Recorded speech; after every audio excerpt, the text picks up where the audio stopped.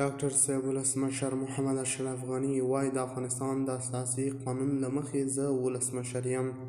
ډاکټر صاحب ولسمشر محمد اشرف غني یو ځل بیا د ولسمشرۍ دعوه وکړه او تازه غونډه یې نیولې ده.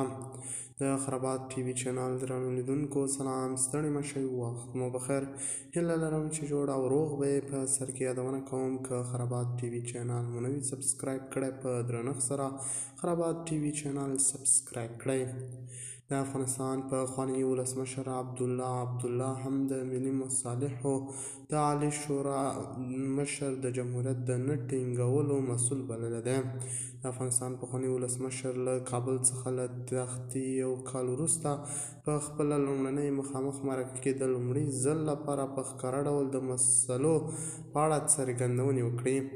د اسناد راپور له مخې د افغانستان پخوانی ولسمشر محمد اشرف غني له څه باندې یو کال جلا وطنۍ وروسته له نوي جوړ شوي رسنۍ ABDN سره په خبرو کې ویلي چې د اساسي قانون له مخې د افغانستان د خلکو ترمنځ ولسمشر یم. په قانوني توګه واک به بل چاته سپارل زما ولسمشر، زه د خلکو خدمتګار وم او هیڅکله په القابو تکیه نه ده کړې. نوموړي داود جناب سره په مرکه کې په داسې حال کې دی چې د پخواني افغان حکومت درې رنګه بیرغ یې د سر شاته ایښی دی.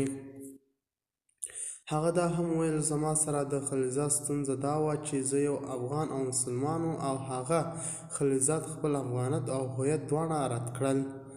د خرابات ټي وي چینل درنو لیدونکو دا و زموږ ته د مهال چمتو کړی خبر. د نورو تازه خبرونو لپاره خرابات ټي وي چینل په درنښت سره سبسکرایب کړئ. د الله په امان، تر بیا ښې چارې.